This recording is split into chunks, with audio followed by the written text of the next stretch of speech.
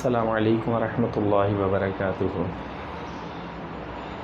सैयद तारिक हसन आपकी खिदमत में हाज़िर हैं लाइव सेशन के अंदर। तो पूछें, आप क्या सवालात पूछते हैं?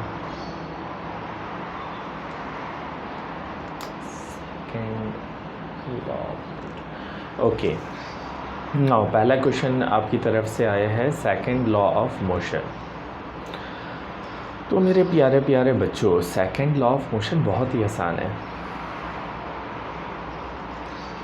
सेकंड लॉ ऑफ मोशन बहुत ही आसान है, बहुत इजी है। उसका स्टेटमेंट ये है,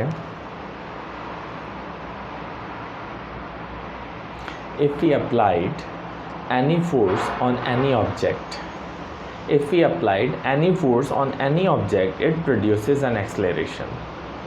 This acceleration is directly proportional to the applied force and inversely proportional to the mass of the object.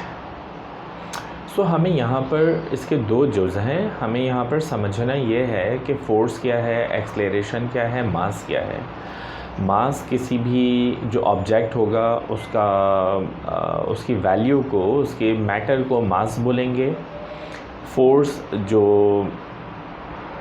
ताकत हम लगाएंगे वो फोर्स बोली जाएगी, और उसके अंदर जो एक्सेलरेशन पैदा होगा, उसके अंदर जो फोर्स की वजह से जो एजेंट प्रोड्यूस होगा उसको हम एक्सेलरेशन बोलेंगे।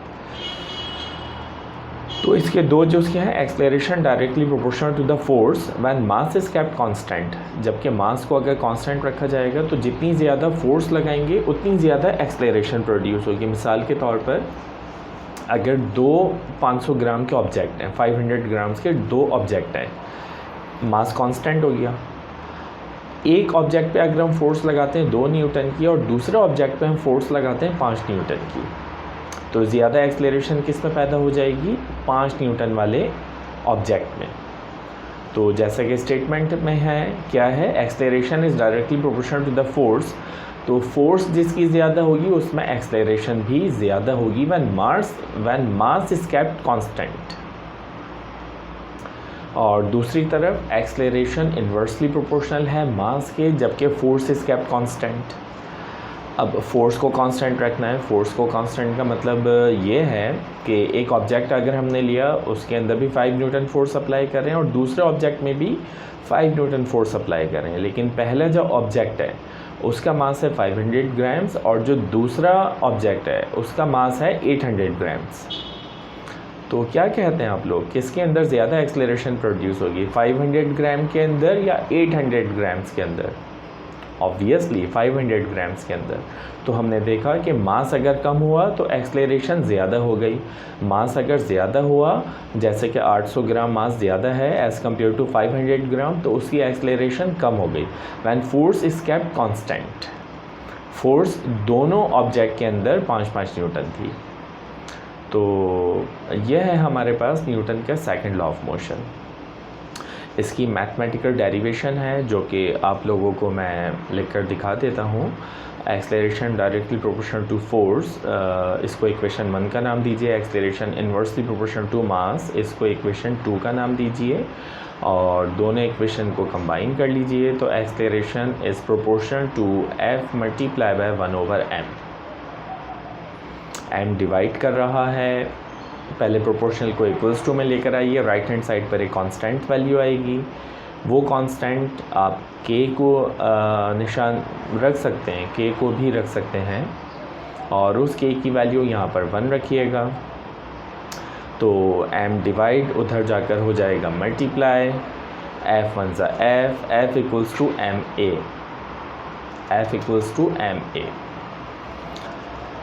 ये डेरिवेशन भी आप लोग बोल सकते हैं F इक्वल्स टू ma की, और Newton second law of motion भी बोल सकते हैं। यहाँ पर मैं कुछ आपकी रहनुमाई करना ये चाहूँगा कि अक्सर लोग इस डेरिवेशन को ऐसे बताते हैं, force is directly proportional to A और मास इज़ केप्ट कांस्टेंट, जो कि गलत है। यहाँ पे लॉ ऑफ प्रोपोर्शनलिटी गलत साबित होता है।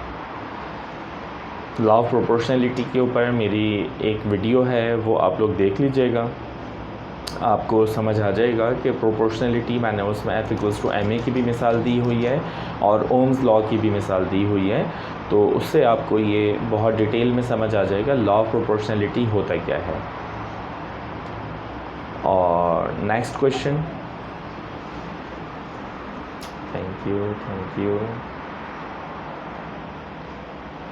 अच्छा, नेक्स्ट क्वेश्चन हमारे पास है स्मॉल जी और कैपिटल जी में डिफरेंस क्या है। Small g is known as acceleration due to gravity while capital G is known as universal gravitational constant. Small g has a value depends on surface, depends on object because it's a vector quantity, and capital G has a constant value and is a scalar quantity.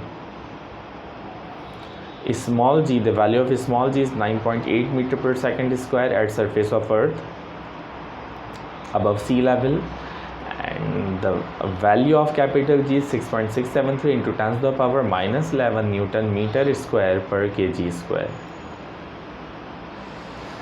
Now come to another question. Okay, we split this video